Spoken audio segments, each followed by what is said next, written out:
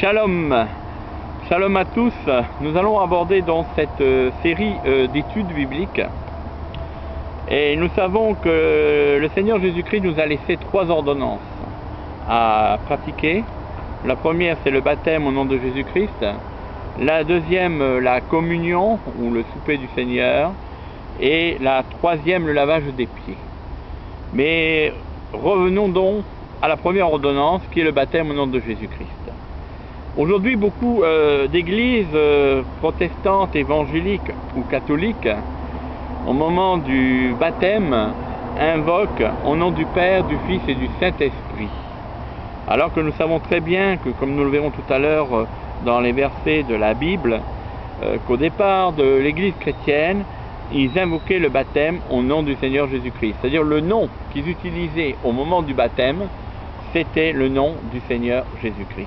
Amen. Alors qu'aujourd'hui, ces églises de diverses obédiences baptisent les gens au nom du Père, du Fils et du Saint-Esprit en se réfugiant sur une parole qui est mal comprise, mal interprétée de Matthieu 28, 19.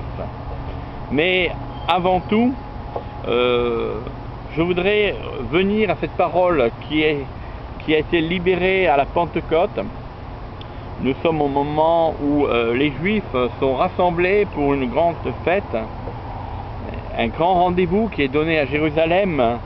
Et à un moment, ils posent la question aux apôtres, qu'est-ce qu'ils doivent faire quand ils ont entendu ce message du salut qui est accompli à travers le sacrifice de notre Seigneur Jésus-Christ. Alors, l'apôtre Paul va libérer ce message qui dit Amen. Voilà.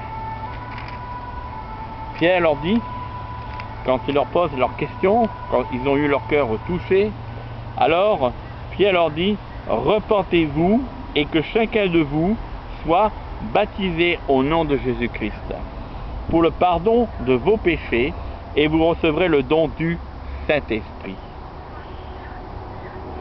N'oublions pas que cette parole a été libérée à un des apôtres qui a reçu les paroles pendant ces 3 ans et demi du ministère de Jésus-Christ, qui est l'apôtre Pierre. Nous sommes donc à quelques jours après le départ de notre Seigneur dans la gloire. Amen. Et Pierre, dont il ne se passe pas une grande période qui soit énorme, il se passe une période qui est quand même assez brève de quelques jours, où il y avait encore cette empreinte très présent. Amen. Amen. Et surtout que là, il venait de sortir de la chambre haute où il y a eu le baptême du Saint-Esprit. Et Pierre libère ce message, repentez-vous et que chacun de vous soit baptisé au nom de Jésus-Christ pour le pardon de vos péchés et vous recevrez le don du Saint-Esprit. Alors, Pierre libère cette parole. Alors que dans Matthieu 28, 19, il est dit, allez faites de toutes les nations des disciples, baptisez-les au nom du Père, du Fils et du Saint-Esprit. Vous allez me dire, mais cette parole-là est une parole, c'est la parole ordonnance que donne notre Seigneur Jésus-Christ. C'est exact. C'est une parole d'ordonnance qui est donnée par notre Seigneur Jésus-Christ. Mais quand vous lirez votre Bible, vous verrez que Matthieu 28, 19 est marqué au singulier. Il dit, allez faites de toutes les nations des disciples, baptisez-les au nom, au singulier, du Père, du Fils et du Saint-Esprit. En grec, ceci est traduit antonomatimou, qui veut dire en dedans de mon nom, ou si vous voulez plus littéralement dans le langage d'aujourd'hui, à l'intérieur de ce nom. Donc, nous pouvons voir qu'il est parlé qu'il y a un nom qui englobe le rôle, le titre de Père, de Fils et de Saint-Esprit. Car Père, Fils et Saint-Esprit ne sont nullement un nom. C'est plutôt un titre, une fonction. Si vous demandez à un enfant quel est le nom de son père et que son père s'appelle Monsieur Dupont, mais qui dit que son père c'est Papa, Papa c'est sa fonction parce qu'il est comme un père pour lui. Mais son nom en réalité c'est Monsieur Dupont. Monsieur Dupont peut être papa, comme il peut être aussi bien avocat, hein, ou même président d'une association ou autre. Voilà. Mais donc, Père, ce n'est qu'un titre, ce n'est qu'un titre. Donc, il savait très bien par révélation, au moment qu'ils sont sortis de la chambre haute, les apôtres, et qui a libéré ce message à l'apôtre Pierre, a très bien compris que le nom que Jésus avait laissé baptiser-les au nom du Père, du Fils et du Saint-Esprit, ce nom-là était le nom du Seigneur Jésus-Christ. Amen. Donc, il n'était pas question d'immerger les gens dans ce nom qui comporte des titres. Non, il est parlé d'un nom qui est mis au devant. Quand le nom exprime toujours le caractère d'une personne, surtout dans la Bible, un nom a un sens biblique. Amen. Et à l'époque de notre Seigneur Jésus-Christ, on baptisait au nom du Seigneur Jésus-Christ. Ça veut dire que ce verset a été mal interprété volontairement par les églises. Pourquoi? Parce que, à cause de leur dogme, ils sont restés sur des positions qui étaient fausses. N'oublions pas que le fait de baptiser au nom du Père, du Fils et du Saint-Esprit, c'est-à-dire invoquer au nom du Père, du Fils et du Saint-Esprit dans la Bible, nous le trouvons qu'en l'an 70. En l'an 70. Pourquoi? Parce qu'en l'an 70, nous avons le début marquant de la chute de l'Empire romain. Donc, nous avons un empereur qui s'appelle Constantin, et Constantin a besoin de réunifier on pourrait dire, son empire. Et pour réunifier Rome, qu'est-ce qui lui reste entre les mains? Il lui reste que la religion. Car la religion a été toujours un moyen fédérateur pour un peuple. Donc, qu'est-ce qu'il fait Titus? Il va accepter la foi chrétienne pour pouvoir provoquer un concile et adopter cette nouvelle religion qui était le christianisme, c'est-à-dire qu'il va prendre le contrôle de chaque église chrétienne indépendante, il va commencer à en prendre le contrôle pour faire asseoir cette nouvelle religion chrétienne. Mais comme lui avait derrière lui un peuple qui adorait différents dieux, qui avait différentes pratiques, différentes religieuses,